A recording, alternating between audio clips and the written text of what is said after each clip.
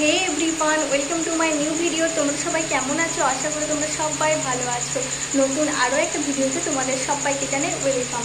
আর আজকে হলো বুধবার। আজকে আমরা যাবো বাড়ি। তো সেই 1 বছর আগে বাড়ি গিয়েছিলাম, আজকে আবার যাবো বাড়ি। কাল তো তোমরা জানো কালী পুজো, তাই সেজন্য আমরা যাচ্ছি বাড়ি। আর এইবারে আমি একেবারেই বাড়ি চলে যাচ্ছি, আর এখানে আসবো না। সেই জন্য অনেক ব্যাগ হয়েছে, তোমাদেরকেও দেখাবো ব্যাগগুলো কতগুলো ব্যাগ হয়েছে। তোমরা ভিডিওটা দেখতে থাকো। আই হোপ আজকের এই ভিডিওটা তোমাদের অনেক ভালো লাগবে। সবাইকে জানাই শুভ দীপাবলি। চলো ভিডিওটা তোমরা দেখতে থাকো। আর এখন আমি রেডি হয়ে গেছি বলতে গেলে পুরোটাই, আর কিছুটা একটু বাকি আছে কিছু কেনার জন্য, সেটাই কিনবো। তারপরে আমরা যাবো। আর আমাদের তো ট্রেন আছে 9টার দিক করে। তোমাদের সবার কাছ থেকে প্রথমেই আমি ক্ষমা চেয়ে নিচ্ছি, কারণ ভিডিওটা পোস্ট করতে অনেকটা দেরি হয়ে গেল। কালী পুজো তো অনেক দিন আগেই শেষ হয়ে গেছে, তবুও কি করব, একটু কাজের কারণে ভিডিওটা এতদিন পোস্ট করতে পারিনি। তাই তোমরা ভিডিওটা প্লিজ দেখো, আশা করি ভালো লাগবে। আর তোমাদেরকে তো প্রথমে বললামই একটু বাইরে যাব, সেই জন্য তখন আর কোনো ভিডিও করিনি। তাড়াতাড়ি করে বাইরে যেগুলো দরকার ছিল সেগুলো কেনাকাটা করে নিয়ে একেবারে টোটোতে উঠে পড়েছিলাম। তারপর আমরা যে স্টেশনে এসে ট্রেনেও উঠে পড়েছি। ট্রেন ছাড়তে এখনও কিছুক্ষণ বাকি আছে। আর সন্ধেবেলা যেহেতু কিছুই আমার খাওয়া হয়নি, বেশ খিদে পেয়ে গেছিলো, তাই একটা কেক নিয়ে এসেছিলাম, সেটাই খাচ্ছিলাম দুজনে এখন বসে বসে।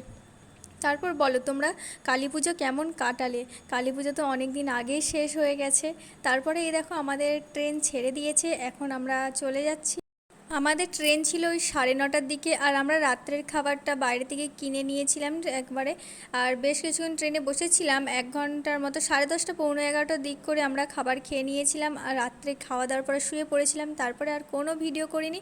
এখন দেখতে পাচ্ছ সকাল হয়ে গেছে, সকাল ঠিক না ভোর, তখন কটা 6টা মতো বাজে। আর আমাদের এর নামতে আর 1 ঘন্টা মতো বাকি আছে এখন। তাই একটু বাইরের ভিউটাই তোমাদেরকে সাথে শেয়ার করছিলাম। বেশ ভালো লাগছিল কুয়াশাচ্ছন্ন পরিবেশটা, তাই না?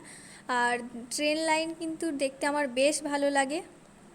তারপরে যে এখানে আমি বলছিলাম যে আমরা হাওড়া স্টেশনে ঢুকে গেছি, চলে এসেছি, এবারে আমরা নামবো। আর আমাদের কাছে তো তোমাদেরকে বললামই যে অনেকগুলো ব্যাগ রয়েছে, দেখতেই পাচ্ছ দেখো কতগুলো ব্যাগ রয়েছে, কারণ আমি একেবারেই চলে আসছি, সেই জন্য আর ওখানে যাব না এখন, এখন বাড়িতেই থাকবো। তাই জন্য ভাবলাম এতগুলো যখন ব্যাগ হয়েইছে তাহলে একটা কুলি করে নেওয়া যাক, কারণ অনেকটা দূরেই যেতে হবে হেঁটে, এতগুলো ব্যাগ নিয়ে তো দুজনে যেতে পারবো না। সেই জন্য আমরা একটা কুলি করে নিয়েছি।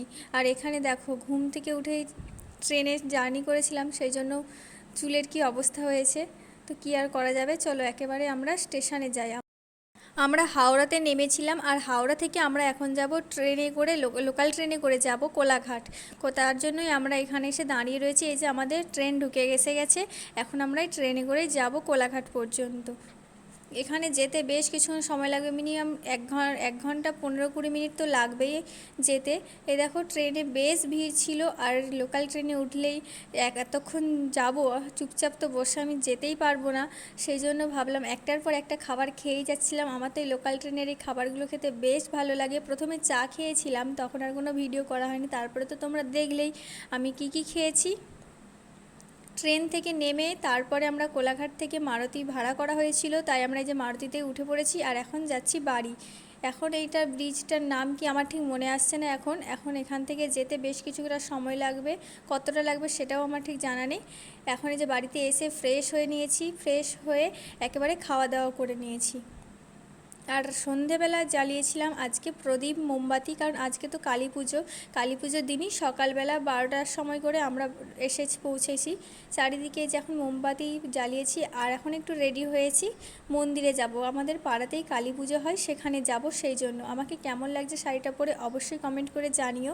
আর এখন যা হবে ঘর ডুবাতে, তার জন্য আগে এই যে বাজি ফাটানো হচ্ছিল, বাজি ফাটানোটা হয়ে গেলেই আমরা যাব নদীর ঘাটে ঘর ডুবানোর জন্য।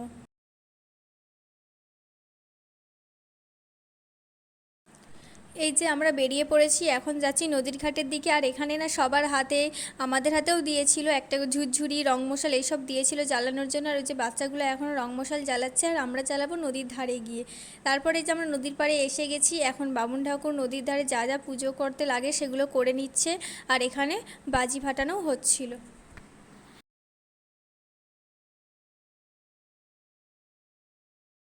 আর তোমাদেরকে তো বললামই যে রং মশাল ঝুরঝুরি দিয়েছিল, সেইটা আমার হাতেও ছিল, তাই ভাবলাম আমার হাতে রেখে কি করব, চলো এখানে সবাই যখন জ্বালাচ্ছে আমিও জ্বালিয়ে দিই। আর ঝুরঝুরি না, এটা রং মশালটা না বেশ একটু সেঁতানো মতো ছিল, তাই জ্বলেইনি কখন ধরে, দেখতেই পাচ্ছ তোমরা একটু একটু করে জ্বলছে, তাও পুরোটা জ্বলেনি, আবার বাকিটা কিছুটা জ্বলার পরেই নিভে গেছে।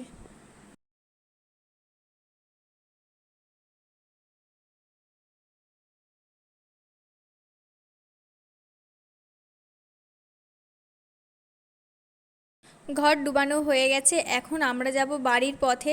এই যে দেখতেই পাচ্ছ আমরা মন্দিরের কাছে চলে এসেছি, মন্দির এখানে যে প্যান্ডেল হয়েছে এখানে আজ যে মিনিচার দিয়ে রাস্তাটা কিছুটা সাজিয়েছে। চলো তোমাদেরকে ঠাকুরটাও দেখাবো আর প্যান্ডেলটাও ভালো করে দেখাবো।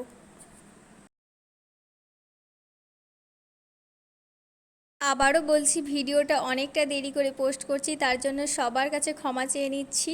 আর তোমরা পুজো কেমন কাটালে অবশ্যই কমেন্ট করে জানিও। আর আজকের ভিডিওটা তাহলে এখানেই শেষ করছি, দেখা হবে পরের নতুন আরও একটা কোনো ভিডিওর সাথে। ততক্ষণ তোমরা সবাই ভালো থেকো, সুস্থ থেকো, সবাইকে জানাই টাটা।